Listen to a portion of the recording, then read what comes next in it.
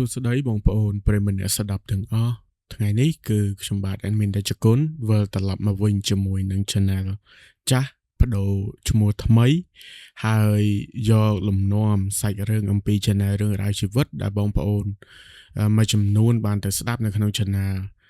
រឿងរ៉ាវជីវិតដែលឃើញថាបាត់វីដេអូបាត់អីអត់ដឹងទៅណាគឺដោយសារតែ Channel នោះមានបញ្ហាក្នុងការស្នើរកប្រាក់ចំណូលអញ្ចឹងគឺយើងកំពុងតែព្យាយាមក្នុងការដែលជួសជុលឬក៏ធ្វើត្រឡប់មកវិញអញ្ចឹងដើម្បីកុំឲ្យបងប្អូនអាខានក្នុងការស្ដាប់សាច់រឿងតាក់ទងទៅនឹងជីវិតបែបយុវវ័យឬក៏ជីវិតបែបគេហៅថាស្នេហាណាអញ្ចឹងខ្ញុំក៏សម្រេចចិត្តថាយក channel និយាយដើមខ្មោចមួយនេះដែលមិនសូវជាបានចេញរឿងជាប់លាប់យកមកធ្វើជា channel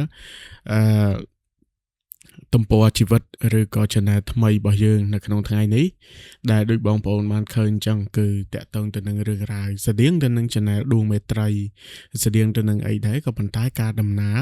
សាច់រឿងនេះគឺខុសគ្នាអញ្ចឹងបងប្អូនសង្ឃឹមថាបងប្អូនអធិស្ឋានហើយបងប្អូនសប្បាយចិត្តក្នុងការស្ដាប់នៅសាច់រឿងហើយទទួលយកនៅបទពិសោធន៍ថ្មីមួយទៀតអំពីរឿងរ៉ាវនៃជីវិតនៅក្នុង channel មួយនេះអញ្ចឹងប្រិមិត្តដែលធ្លាប់ទៅស្ដាប់នៅ channel រឿងរ៉ាវជីវិតអាចត្រឡប់ចូលមកក្នុង channel នេះវិញដើម្បីបងប្អូនបន្តក្នុងការស្ដាប់នៅសាច់រឿងថ្មីៗពីខ្ញុំបាទមានតែជគុណអញ្ចឹងថ្ងៃនេះដើម្បីជាការអរគុណទៅដល់បងប្អូនទាំងអស់គ្នាកន្លងមកខ្ញុំក៏មានសាច់រឿងមួយដែលនិយាយអំពីរឿងរ៉ាវជីវិតគ្រួសារប្តីប្រពន្ធដែលបងប្រុសម្ចាស់សាច់រឿងនៅអ្នកដំណើរមិនមែនជាសមាជិកគ្រួសារទេតែជាមិត្តភ័ក្តិតែក៏ជាមិត្តភ័ក្តិជិតស្និទ្ធដែរហើយការដំណើរការលើកឡើងនៅក្នុងសាច់រឿងនេះគ្រាន់តែជាការលើកឡើងដើម្បីឲ្យបងប្អូនចូលទៅគិតពិចារណាហើយចេះសាមគ្គីគ្នាចេះស្រឡាញ់គ្នាក្នុងនាមជាប្តីជាប្រពន្ធមិនមែនយើងត្រូវដាក់បន្ទុកទៅលើអ្នកណាម្នាក់អ្នកណាអីទេគឺត្រូវតែចេះស្រឡាញ់និងយកចិត្តទុកដាក់ទៅលើគ្នាទៅវិញទៅមកនិងដឹងពីទុក្ខធរៈគ្នាដោយសាច់រឿងដែលបងប្អូននឹងរៀបបានស្ដាប់បន្តិចទៀតនឹងឯងអញ្ចឹងសាច់រឿងថ្ងៃនេះគឺខ្ញុំបានមកពីបងប្រុសដែលមានឈ្មោះមករាដែលបងមករាគាត់បានចែករំលែកមកកាន់ខ្ញុំគាត់មានមិត្តភ័ក្តិរបស់គាត់ម្នាក់មិត្តភ័ក្តិហ្នឹងក៏ពិតទៅគាត់មិត្តភ័ក្តិទាំងប្តីទាំងប្រពន្ធមកប្រពន្ធរបស់បងមករាគឺជាមិត្តភ័ក្តិរបស់បងស្រីដែលត្រូវជាប្រពន្ធមិត្តភ័ក្តិគាត់គឺជាមិត្តភ័ក្តិខាងប្តីវិញបានន័យថាមិត្តភ័ក្តិទាំងប្តីមិត្តភ័ក្តិទាំងប្រពន្ធតែម្ដងហើយពួកគាត់តាក់ទងស្គាល់គ្នានឹងបងមករាជាមួយនឹងប្រពន្ធគាត់តាំងពីវិទ្យាល័យរីឯប្រពន្ធគាត់ស្គាល់ជាមួយនឹងបងស្រីដែលជាតួអង្គនៅក្នុងសាច់រឿងនេះគឺតាំងពីរៀននៅអនុវិទ្យាល័យបានន័យថាគាត់ស្គាល់គ្នាយូរឆ្នាំមែនតើដល់មានគ្រួសារមកគឺជាមិត្តភ័ក្តិនឹងគ្នាទៀតអញ្ចឹងបងប្រុសខ្ញុំនិយាយពីបងប្រុសមុនកុំឲ្យបងប្អូនច្រឡំវែងមិត្តភ័ក្តិចុះមិត្តភ័ក្តិឡើងបងប្រុសគាត់និយាយថាមិត្តភ័ក្តិគាត់ម្នាក់ហ្នឹងគឺអាចនិយាយបានថាគាត់ស្គាល់តាំងពីរៀននៅវិទ្យាល័យទីខ្ទង់ទី10ទី11ទី12ដែលនៅខាងខេត្តរបស់គាត់ណាគាត់ថាមិត្តភ័ក្តិរបស់គាត់ម្នាក់ហ្នឹងគឺជាមនុស្សម្នាក់ដែលការនៅរៀនគឺអត់សូវមាត់អត់សូវស្ដីអត់សូវនិយាយអីទេហើយក៏អត់សូវចេះលេងសើចដែរបើនិយាយពីចំណងចំណូលចិត្តវិញគឺគាត់ចូលចិត្តនៅម្នាក់ឯងចូលចិត្តធ្វើអីតែឯងអញ្ចឹងណាមិនសូវជាចូលចិត្តទៅលេងបាល់ឬក៏អីទេបើសិនជាគាត់ត្រូវនិយាយគឺគាត់និយាយហើយគឺហើយអត់មានញ៉ាញ៉ៃឬក៏អីទៀតទេហើយមនុស្សគ្រប់គ្នាដែលនៅចិត្តគាត់នៅជុំវិញគាត់គិតថាគាត់គឺជាមនុស្សម្នាក់ដែលហ្មត់ចត់ហើយក៏ជាមនុស្សម្នាក់ដែលមើងម៉ាត់ដែរពួកការដែលមើលទៅគាត់គឺគាត់ឯកជនភាពខ្លាំងមែនតើដល់ពេលឡើងមកវិទ្យាល័យឡើងមកអីក៏ឡើងមកសាកលវិទ្យាល័យឡើងមកអីក៏ពួកគាត់មិនសូវជាបានតាក់ទងគ្នាអីចឹងទៅចៃដន្យក្រោយបែកគ្នា 5-6 ឆ្នាំក៏អាចថាដឹងថាមិត្តភ័ក្តិរបស់គាត់ហ្នឹងគឺមានគ្រួសារជាមិត្តភ័ក្តិរបស់ប្រពន្ធគាត់ទៀតអញ្ចឹងពួកគាត់ក៏ចាប់ផ្ដើមឆាតនិយាយគ្នាអីទៅក៏ធ្លាប់បានទៅដើរលេងមួយគ្នាម្ដងពីរដងហើយក៏បង្កើតនៅតំណែងតំណងនឹងឡើងវិញតាមរយៈការធ្វើការខ្លះរកស៊ីខ្លះហើយក៏មានពេលខ្លះក៏ទៅជាលក្ខណៈគ្រួសារទៅញ៉ាំអីជុំគ្នាអីចឹងណានិយាយរួមទៅគាត់ក៏លេចទៅមើលមិត្តភ័ក្តិរបស់គាត់ម្នាក់ដែលគាត់ធ្លាប់ស្គាល់កាលនៅវិទ្យាល័យមកដល់ពេលបច្ចុប្បន្នអាចថារៀងខុសគ្នាច្រើនដោយសារតែបច្ចុប្បន្នគាត់រៀងស្រស់ស្រាយហើយនិយាយស្ដីរៀងច្រើនជាងមុនហើយបងប្អូនទាំងអស់គ្នាគ គាត់ក៏មិនដែលទៅចាប់អារម្មណ៍រឿងគ្រួសារគេអីដែរក្រៅពីការដែលគាត់ធ្វើការអញ្ចឹងគ្រាន់តែថាអ្វីដែលគាត់ចាប់អារម្មណ៍គ្រាន់តែថាគាត់អត់ដែរនិយាយប្រាប់ប្រពន្ធគាត់ទេគឺមិត្តភក្តិរបស់គាត់ម្នាក់ហ្នឹងគឺគាត់មានចំណងចំណូលចិត្តតាក់ទងទៅនឹងការដែលគាត់មាននារីខាងក្រៅទាំងដែលគាត់នឹងមានប្រពន្ធគាត់ចូលចិត្តមើលនារីដែលតាក់ទងទៅនឹងការលក់សេវាកម្មហើយក៏គេមានគ្រប់ក្នុងការដែលផ្ញើរូបស្រីដែលតាក់ទងទៅនឹងអ្នកដែលគាត់លក់សេវាកម្មហ្នឹងមកឲ្យមើលហើយអាចនិយាយបានថាគឺគាត់ចូលចិត្តខាងហ្នឹងគាត់ចូលចិត្តទៅជួបគាត់ចូលចិត្តទៅរំសាយអារម្មណ៍អីចឹងទៅហើយគាត់ទៅផ្ទះធម្មតាទៅដល់ផ្ទះមានប្រពន្ធមានអីចឹងទៅហើយបងប្រុសមករាគាត់គិតថារឿងហ្នឹងវាដូចជាអត់សមព្រោះយើងមានប្រពន្ធមានកូនមានអីហើយតែក្នុងនាមជាមិត្តភក្តិក្នុងនាមជាអីគាត់ក៏មិនបានទៅបដៅគេថាអូសម្លាញ់ឯងកុំធ្វើអញ្ចឹងឬក៏អីគឺក៏អត់បានទៅនិយាយគេទេព្រោះគិតថាជាសិទ្ធិរបស់គេក៏មិនបានមកបបួលយើងដែរគ្រាន់គេប្រាប់យើងគេឲ្យយើងមើលអញ្ចឹងទៅហើយយើងធ្វើមិនធ្វើអាហ្នឹងវាអាស្រ័យទៅលើយើងទេអញ្ចឹងបើសិនជាគេធ្វើអញ្ចឹងហើយគេបានសុខហើយយើងក៏មិនហ៊ានទៅមាត់ដែរគ្រាន់តែថាបើសិនជាមានឱកាសនិយាយបានគឺនឹងនិយាយប្រាប់ថាកុំធ្វើអញ្ចឹងតែពេលហ្នឹងគឺអត់អាចនិយាយបានអញ្ចឹងមានតែធ្វើធម្មតាអញ្ចឹងទៅដល់ពេលមួយប្រពន្ធរបស់បងមករាគាត់បាននិយាយជាមួយបងមករាទេពេលហ្នឹងណាពេលយប់គាត់និយាយថាបងឯងអត់មានធ្វើដូចមិត្តភក្តិបងឯងណាអត់មានអញ្ចឹងទេបើបងឯងធ្វើអញ្ចឹងគឺអូនដឹងតែពិបាកហ្មងពិបាកទាំងផ្លូវចិត្តពិបាកទាំងផ្លូវកាយហ្មងនៅពេលអញ្ចឹងបងមករាក៏សួរទៅប្រពន្ធគាត់ថាមិត្តភក្តិបងមួយណាប្រពន្ធគាត់ថាបងឈ្មោះនេះអញ្ចឹងទៅឈ្មោះកអញ្ចឹងទៅគាត់ថាមានបញ្ហាអីមែនគាត់ចាប់ផ្ដើមនឹកឃើញរឿងនឹងភ្លាមថាអូតិចប្រពន្ធគាត់ដឹងអីចឹងទៅដល់ពេលទៅស្រាប់តែប្រពន្ធរបស់បងមករាហ្នឹងគាត់និយាយថាបងឯងមើលប្រពន្ធរបស់បងកហ្នឹងគាត់និយាយប្រាប់អូនគាត់ថារងថ្ងៃហ្នឹងគាត់ពេលខ្លះហ្នឹងគាត់ចង់គិតខ្លីម្ដងដោយសារតែប្តីរបស់គាត់ហើយគាត់ចង់បែកគ្នាច្រើនដងហើយតែប្តីរបស់គាត់ចេះតែគំរាមគាត់ចេះតែអីចឹងណាអញ្ចឹងគាត់ពិបាកចិត្តថាគាត់រស់នៅដូចរស់នៅក្នុងគុកដែលអត់មានជាងអញ្ចឹងហើយគាត់ធ្វើអីក៏អត់កើតដែរហើយរស់នៅគឺចង់ធ្វើអីក៏អត់បានចង់ទៅណាក៏អត់បានគឺតោះតែមានការអនុញ្ញាតពីប្តីហើយបើនិយាយពីប្តីគឺអត់ដែរឲ្យតម្លៃគាត់ទេហ្នឹងមិនចឹងគាត់មិនខ្លះដូចនៅមុខយើងដូចជាអត់អីទេប្រពន្ធគាត់ថាមែនត្រូវបងត្រូវនៅមុខយើងនៅមុខអ្នកដតីផ្សេងអូនគិតថាបងស្រីមិត្តភក្តិរបស់អូនហ្នឹងគឺសំណាងដែលមានបងប្រុសនឹងជាប្តីជាអីចឹងណាហើយគាត់ល្អដូចបងឯងចឹងមើលទៅសង្ឃថាពេលខ្លះគាត់យកចិត្តទុកដាក់ប្រពន្ធជាមួយឯងទៀតពេលទៅញ៉ាំអីឃើញគាត់ជូតចានជូតចង្កឹះជូតអីឲ្យប្រពន្ធគាត់បកនេះបកនោះឲ្យប្រពន្ធញ៉ាំអីចឹងណាអូនគិតថាគាត់សំណាងអញ្ចឹងណាតែជាក់ស្ដែងមកឲ្យមើលលេងបងស្រីហ្នឹងគាត់ពិបាកចិត្តហើយគាត់អត់ដឹងនិយាយប្រាប់ណាម៉ែបងស្រីឯងថាគាត់ហៅឈ្មោះចំតែខ្ញុំអត់អាចហៅឈ្មោះបានសុំទោសតែដិតមកអញ្ចឹងគាត់ថាគាត់និយាយអីទៀតថាគាត់និយាយបងគាត់ថាចេះគាត់ថាប្តីរបស់គាត់ហ្នឹងគឺអត់ដែរយល់ពីគាត់ទេឧទាហរណ៍ថាបើសិនជាគាត់ចង់គេងជាមួយប្រពន្ធបើសិនជាអីចឹងណាសំបីតែកូននៅពីមុខហ្នឹងក៏គាត់ធ្វើទៅរួចដែរហើយបើសិនជាគាត់ចង់ពេលខ្លះគឺនៅតាមផ្លូវអីចឹងគឺគាត់ធ្វើហ្មងនៅតាមផ្លូវហ្នឹងអត់ខ្វល់ទេហើយបើនៅផ្ទះវិញ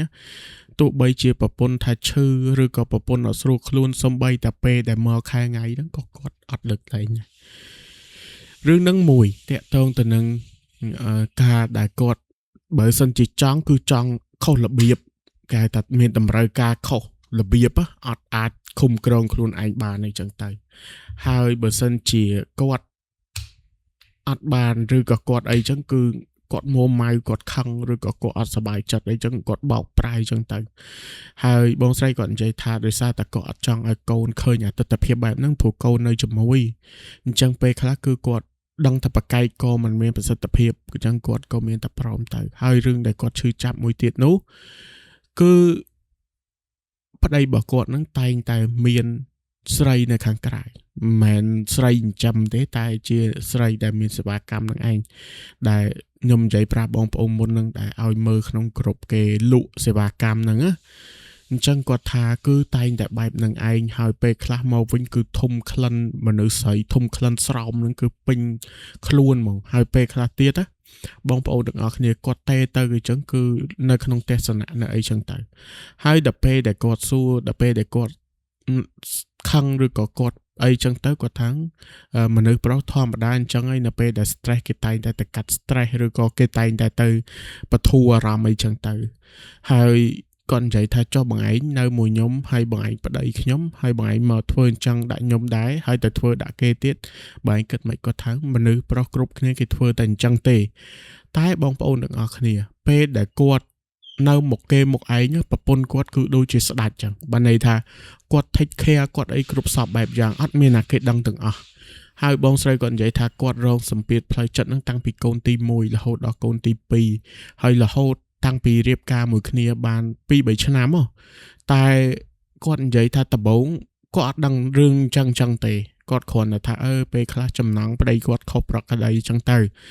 តែក្រោយមកក៏គាត់ដឹងអារឿងរកសេវាកម្មរកអីនឹងចឹងទៅ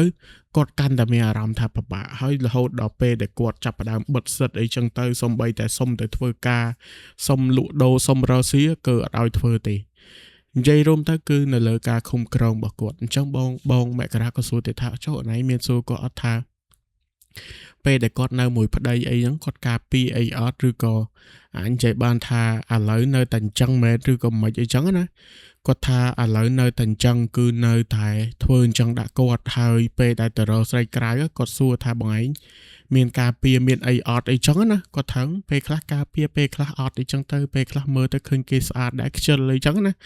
ហើយគាត់បារម្ភមែនតើគាត់ខ្លាចថាពេលណាមួយគឺផ្្លាត់ស្នៀតអាចនឹងមានរោគគាដល់គាត់អីចឹងណាហើយគាត់ប្រាប់ថាឲ្យបងមករាហ្នឹងជួយនិយាយជួយអីទៅកាន់ប្តីគាត់ផងថាកុំឲ្យធ្វើអញ្ចឹងហើយឲ្យស្រឡាញ់ប្រពន្ធកូនឲ្យអាណិតប្រពន្ធកូនផងអីចឹងណាបងមករាថាក៏ប៉ុន្តែគាត់ដឹងរឿងនឹងដែរខ្លះព្រោះបងប្រុសហ្នឹងគាត់ឲ្យមើលនារីលក់សេវាកម្មបងស្រីដែលថៃជាប្រពន្ធបងមករាគាត់លឺចឹងទៅហើយបងឯងមើលដែរហើយមិនបែងចង់ទៅអញ្ចឹងដែរមែនគាត់ថាអត់ទេគ្រាន់តែបងដឹងតែបងចង់និយាយរឿងនឹងមួយគាត់តែបងអត់មានឱកាសហើយបងអត់ហ៊ានខ្លាចគាត់ខឹងគាត់អីចឹងណាបងមករានៅពេលដែលដឹងរឿងនឹងហើយគាត់ក៏មានអារម្មណ៍នៅក្នុងចិត្តមួយគិតថាអាណិតបងស្រីដែលថៃជាប្រពន្ធមិត្តភក្តិរបស់គាត់ហ្នឹងណាហើយអាណិតកូនអាណិតក្មេងៗអញ្ចឹងទៅហើយគាត់ថាចាំមើលមានឱកាសគាត់នឹងព្យាយាមក្នុងការដែលនិយាយឬក៏ពិភាក្សាជាមួយតែបើសិនជាប្រាប់ថាប្រពន្ធគាត់យករឿងនឹងមកនិយាយប្រាប់មិត្តភក្តិប្រាប់អីប្រកាសណាគឺបងប្រុសម្នាក់ហ្នឹងប្រកាសជាខឹងប្រពន្ធឬក៏អាចធ្វើបាបប្រពន្ធជាងនឹងទៀតក៏ថាបានដែរដល់ពេលអញ្ចឹងបងប្អូនទាំងអស់គ្នាគាត់មានតែរកវិធីមួយដែលអាចនិយាយបានថាកាន់តែចូលទៅគៀកនិងស្និទ្ធស្នាលជាមួយនឹងមិត្តភក្តិរបស់គាត់បងមករាគាត់និយាយថាបើមិនធ្វើវិធីនឹងទេអាចនិយាយបានថាយើងក៏មិនដឹងថារកទំនុកណាដែលចូលទៅពិភាក្សាទៅនិយាយណាព្រោះបើគិតពីជីវភាពការរកស៊ីឬក៏អីយើងវាដូចជាមិនឈ្នះគេទេមើលទៅណា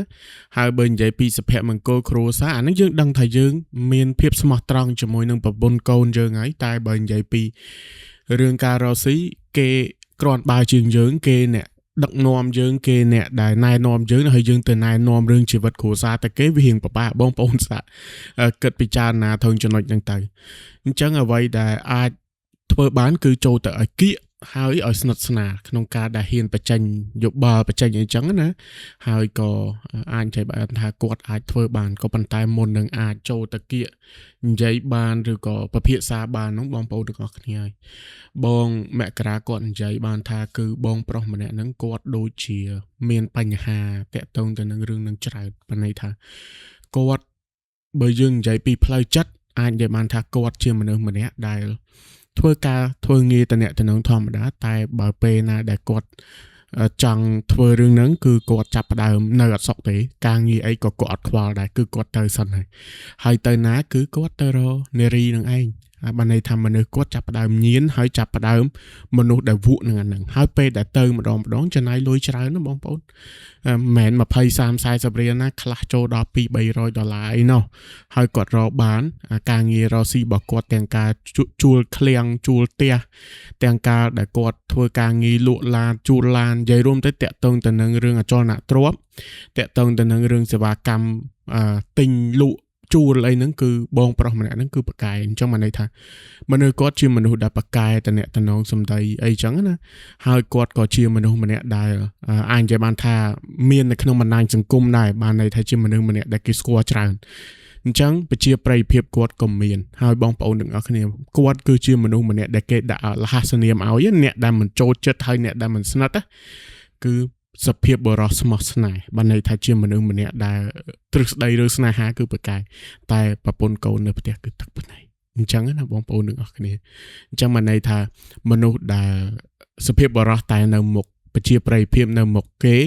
សភាពបរោះនៅមុខមហាជនតែខាងក្រៅក្នុងគឺក្បត់ប្រពន្ធក្បត់កូនគ្រប់សពបែបយ៉ាងតែសួរថាតើគួរធ្វើបែបណាបងមករាគាត់និយាយថាគឺគាត់អត់អាចធ្វើអីបានចូលចិត្តក៏គាត់អត់អាចធ្វើអីបានដែរគឺអាចនិយាយបានថាគឺគេមាន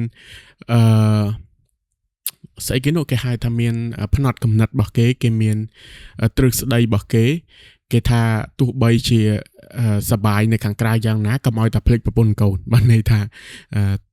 ផ្នត់គំនិតរបស់គេមានស្រីក៏ដោយមានអីក៏ដោយ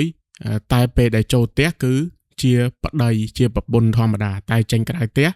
រកស៊ីគឺធ្វើអីធ្វើទៅអញ្ចឹងណាបានន័យថាខាងក្រៅប្តីគេខាងក្នុងផ្ទះប្តីឯងអញ្ចឹងទៅហើយបើប្រពន្ធខាងក្រៅក៏ប្រពន្ធយើងខាងក្នុងផ្ទះក៏ប្រពន្ធយើងអញ្ចឹងបានន័យថាគាត់គឺជាមេគ្រួសារគាត់ជាអ្នកដែលមើលការខុសត្រូវក្នុងគ្រួសារគាត់ធ្វើអីក៏បានប្រៀបដូចជាគាត់ជាស្ដេចចឹងណាអញ្ចឹងគាត់ធ្វើអីក៏អត់ចេះខុសដែរប្រពន្ធគាត់ឲ្យលុយចាយគាត់ឲ្យលុយប្រើប្រាស់គាត់ឲ្យលុយទុកដាក់គាត់ឲ្យលុយសន្សំគាត់អ្នករអញ្ចឹងមិនបាច់ទៅធ្វើអីទេអ្នកឯងចង់ធ្វើអីក៏ដោយគឺមិនបាច់ធ្វើទេគឺនៅក្រោមខ្ញុំបានហើយនិយាយទៅគឺទ្រឹស្ដីរបស់គេគឺបែបហ្នឹងអញ្ចឹង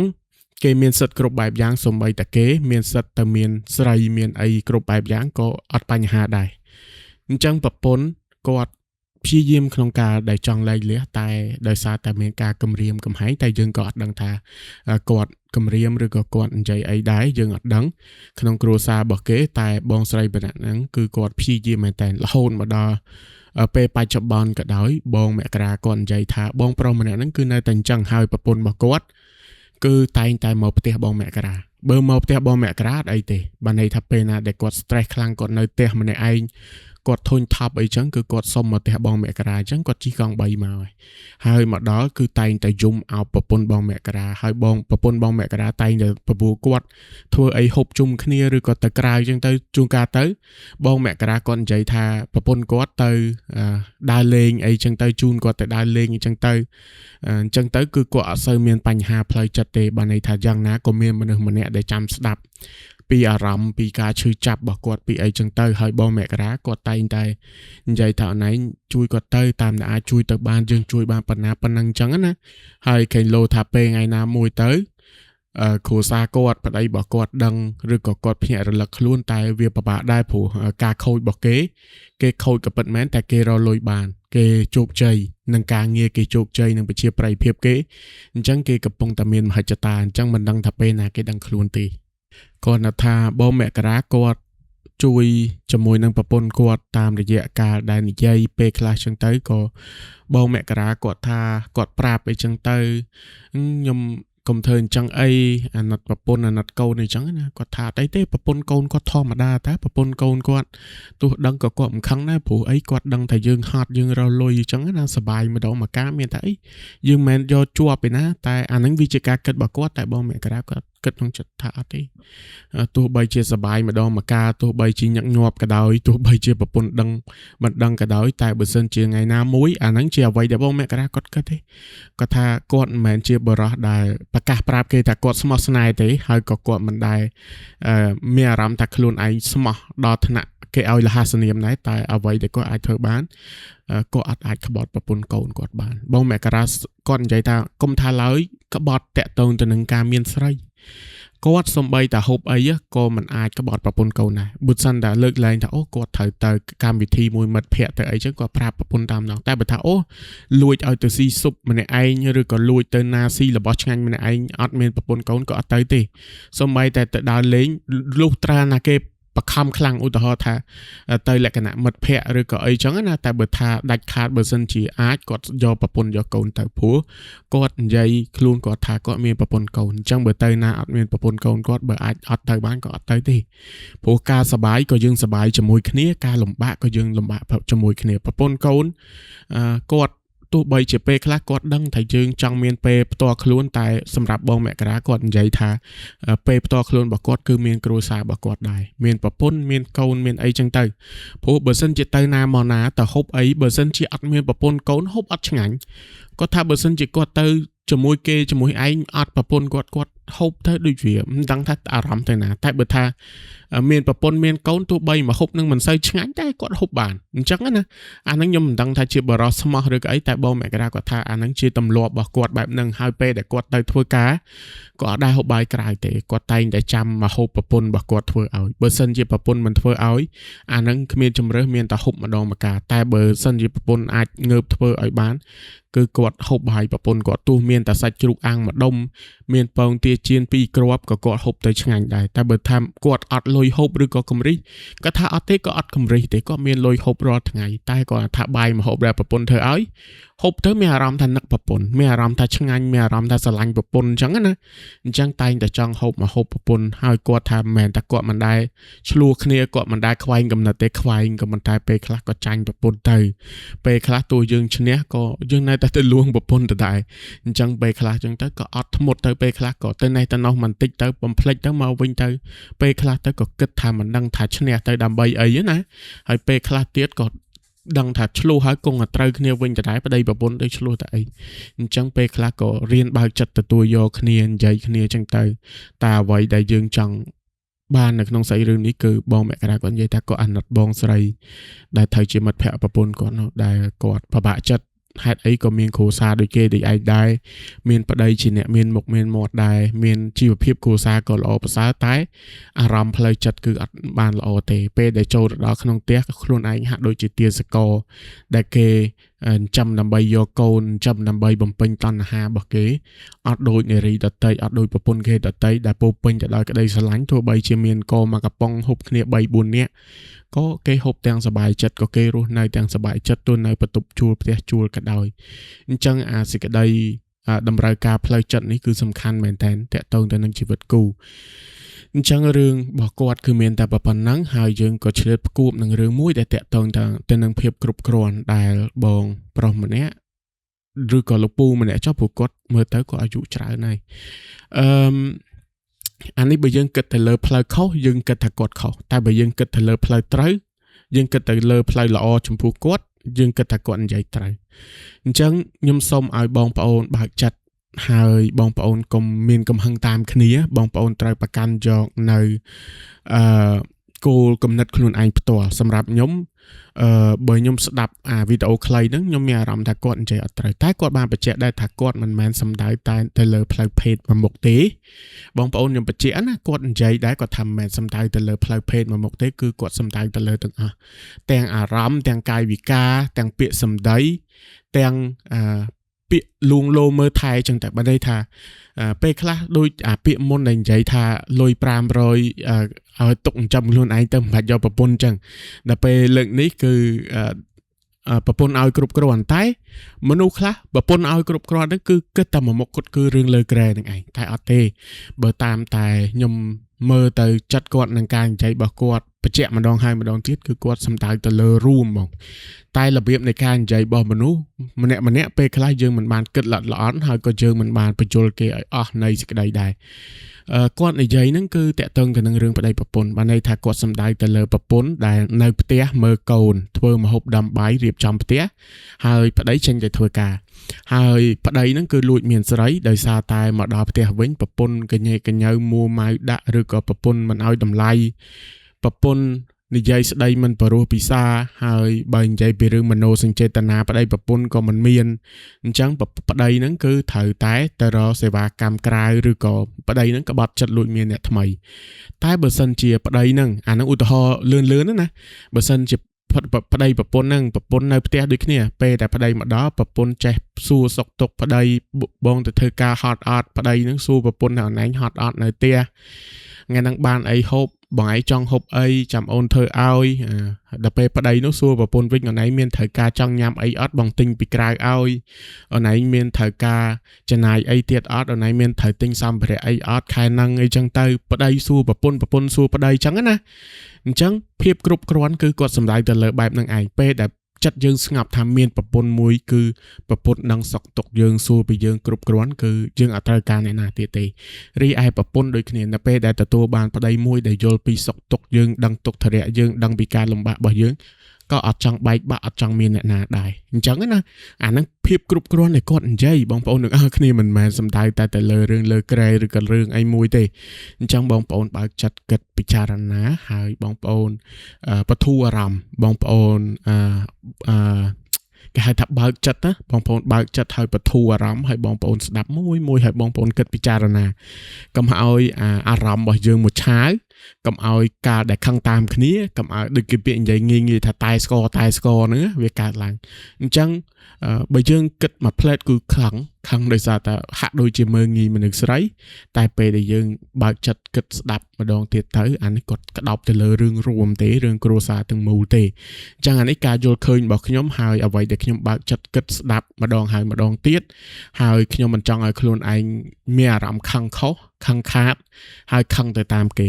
អញ្ចឹងថ្ងៃនេះក៏មានតែប៉ុណ្្នឹងសម្រាប់វីដេអូទី1ថ្មីនៅក្នុង channel ចាស់តែផ្លាស់ឈ្មោះថ្មីហើយសង្ឃឹមថាបងប្អូនពេញចិត្តអាណិតស្រឡាញ់ហើយនៅតែគាំទ្រនៅតែបន្តតាមដាននិងជួយចុច Subscribe ដាក់សញ្ញាកណ្ដឹងបន្តទៀតជួបគ្នាវីដេអូក្រោយជាមួយសាច់រឿងថ្មី